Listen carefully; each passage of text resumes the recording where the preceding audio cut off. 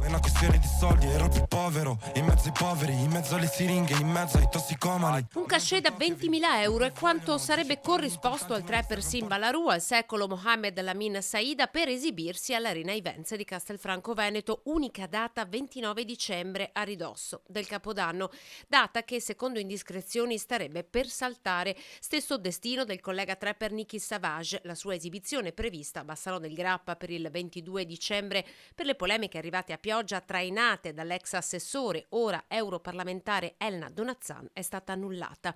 Testi sessisti che alimentano l'odio sociale, messaggi diseducativi potenzialmente pericolosi. Mi piacciono le armi è il titolo di uno degli ultimi brani del trapper. Non è stato l'unico politico Donazzan a prendere posizione. Lo stesso sindaco di Castelfranco, Stefano Marcone, ne sta auspicando l'annullamento. Con i proponenti del concerto io sono in dialogo e hanno già manifestato una sensibilità nel passato annullando un concerto, facendosi carico di oneri economici di tasca propria. Chi fa questo tipo di eventi ti dice ma perché Castelfranco no e Jesolo sì, per esempio, no? E quindi non sono da biasimare, fanno la loro attività. Il tema è di valori, no? Artisti da 20 milioni di follower, numeri che fanno alzare i cachet e convincono i gestori a scegliere le loro esibizioni piuttosto che quelle di altri.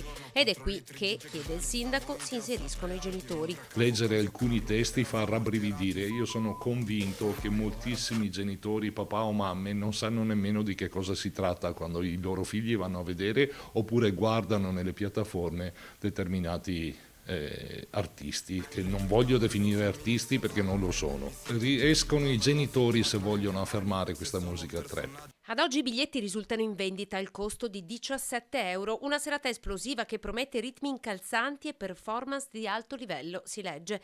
Ad incarico firmato, scegliendo l'annullamento, i titolari del locale di Via Staizza sarebbero comunque costretti a corrispondere quanto pattuito.